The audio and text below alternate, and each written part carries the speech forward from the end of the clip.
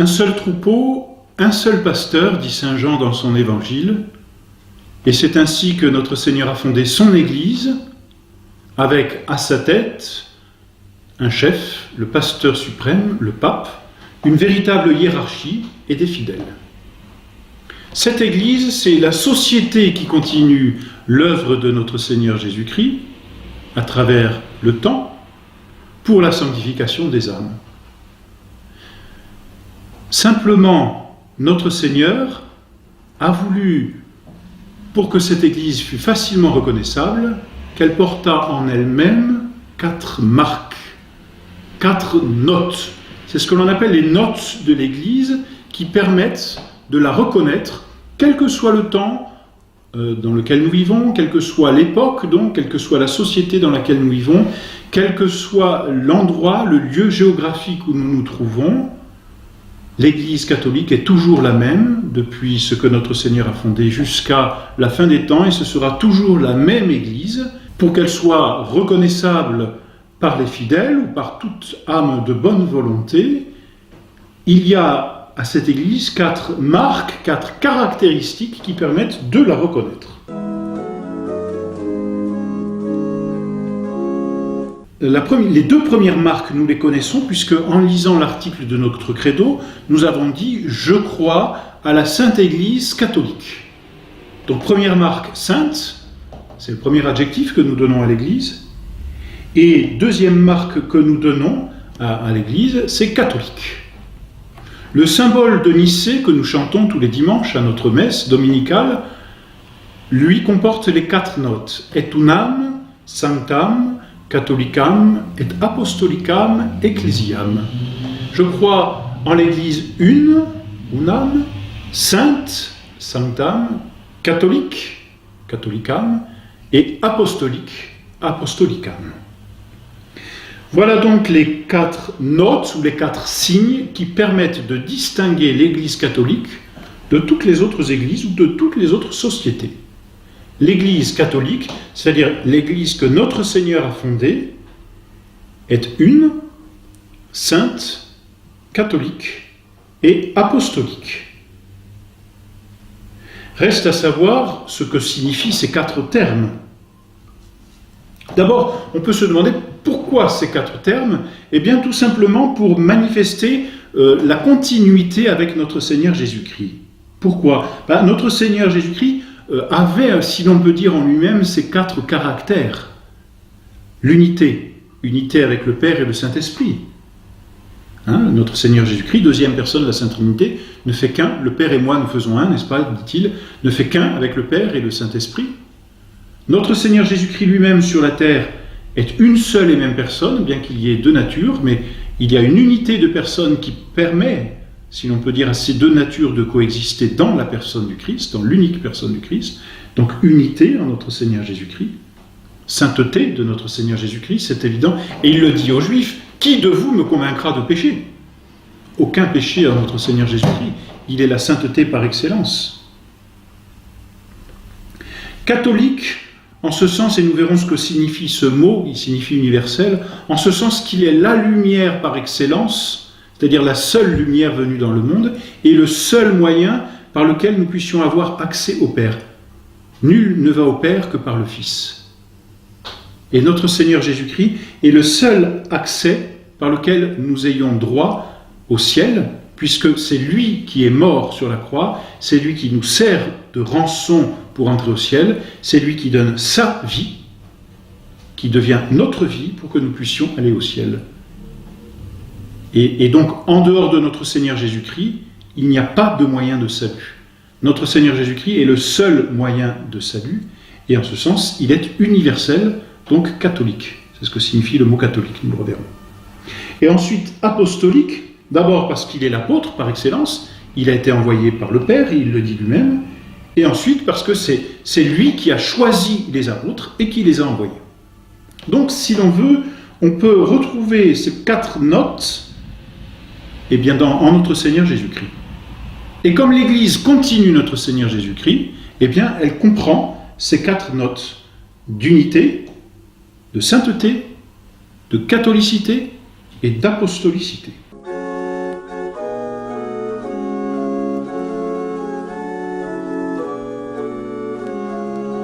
Tout d'abord d'unité.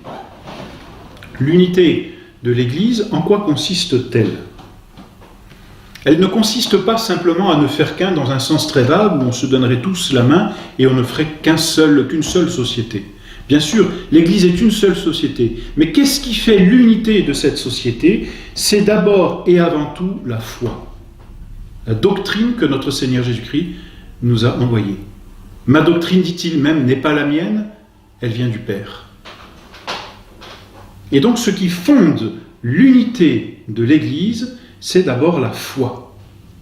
C'est d'abord et avant tout la foi. Et c'est ce qu'il est nécessaire de bien retenir. Et nous allons voir juste après pourquoi.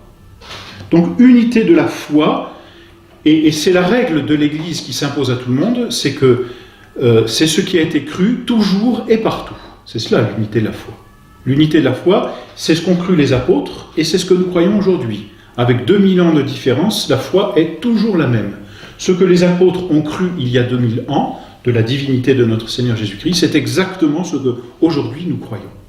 Et cette unité de la foi manifeste l'unité et prolonge, si l'on peut dire, l'unité de notre Seigneur avec son Père. Voilà donc pour l'unité de la foi. Ensuite, cette unité s'étend par conséquent aux sacrements. Les sacrements qui viennent sanctifier les âmes, eh bien, il y a une unité dans les sacrements, et nous le reverrons plus tard lorsque nous parlerons des sacrements. Les 7 sacrements qui ont été donnés à l'Église, eh bien, sont les mêmes pour tous les hommes. Quel que soit l'endroit où nous vivons, quelle que soit l'époque à laquelle nous vivons, les sacrements sont les mêmes pour tous les hommes. Il y a peut-être des rites accidentels qui peuvent changer, mais l'essentiel du sacrement, c'est-à-dire ce par quoi la grâce est donnée à l'âme, est toujours la même chose. Unité des sacrements. Et enfin, et il faut le dire, unité de l'autorité, unité de la hiérarchie, même autorité, mais laquelle est au service de la foi. Et c'est pourquoi il nous fallait insister d'abord sur l'unité de foi qui définit l'Église. Il ne suffit pas, même dans une société quelconque, de dire nous respectons une autorité ou peu importe, cette autorité est toujours au service d'un bien commun. Et ce qui définit la légitimité d'une autorité, c'est son service vis-à-vis du bien commun. On appartient à une société, n'est-ce pas, pour le bien, pour un certain bien, en vue d'un bien qui est commun et qui vient perfectionner l'homme. On appartient donc à l'Église en vue d'un bien commun, unité du bien commun, qui vient perfectionner l'âme et lui permettre d'obtenir le ciel. Le bien commun, en quoi consiste-t-il? Eh bien, c'est la foi et les sacrements. La doctrine qui éclaire l'intelligence et les sacrements qui nourrissent et font croître l'âme dans la sainteté. L'autorité et l'unité de l'autorité est au service de cette foi et de ces sacrements. Et donc on ne parle d'unité de l'autorité que dans cette mesure et dans ce lien d'ailleurs qui existe avec la foi et le sacrement. Ce que nous distinguons ici en disant même foi, même sacrement, même autorité, nous le distinguons, c'est vrai, mais en réalité ils ne font qu'un, c'est le bien commun de l'Église. On ne peut pas séparer l'un de l'autre. Voilà pour l'unité de l'Église. Ensuite, la sainteté de l'Église. L'Église est sainte, une sainte. Qu'est-ce que cela veut dire? D'abord, elle est sainte par son fondateur. Notre Seigneur, nous l'avons dit tout à l'heure, est le saint. Tous solus sanctus, nous chantons dans le Gloria à la messe. Et notre Seigneur qui dit aux Juifs, encore une fois, qui de vous me convaincra de pécher? Notre Seigneur est le saint par excellence, et l'Église qui naît de notre Seigneur Jésus-Christ est sainte parce que son fondateur est saint. L'Église est sainte parce que sa doctrine est sainte. Mais attention, lorsque nous disons sa doctrine, ça n'est pas la doctrine de l'Église et qui n'appartiendrait qu'à l'Église. C'est la doctrine de notre Seigneur que l'Église a pour mission de continuer justement dans le temps et pour garder cette unité. Elle est là la sainteté de la doctrine de l'Église. La sainteté de la doctrine de l'Église, ce n'est pas une sainteté comme une étiquette que l'on collerait à tout ce qui pourrait se dire dans l'Église. Non, la sainteté de la doctrine dans l'Église, c'est la sainteté de la doctrine de notre Seigneur Jésus-Christ qui se transmet de façon identique à travers le temps. L'Église est sainte par ses membres. Là encore, on ne veut pas dire que tous ceux qui appartiennent à l'Église soient des saints, encore qu'au 1er siècle, n'est-ce pas, de l'Église, les premiers fidèles étaient appelés saints, parce qu'ils vivaient en état de grâce, c'est-à-dire parce qu'en eux, il y avait déjà la sainteté commencée. la grâce, c'est en nous la sainteté commencée. Mais l'Église les membres, disons, ou l'Église est sainte par ses membres, en ce qu'elle permet à ses membres d'atteindre à une sainteté héroïque, un héroïsme de vie. Donc, quand on dit qu'elle est sainte par ses membres, on regarde tous ceux qui ont été canonisés par l'Église et qui ont brillé d'héroïcité dans les vertus, et qui sont, en ce sens, un exemple, justement, et comme un reflet, parce que c'est ça qui est important, comme un reflet de la sainteté de notre Seigneur Jésus-Christ.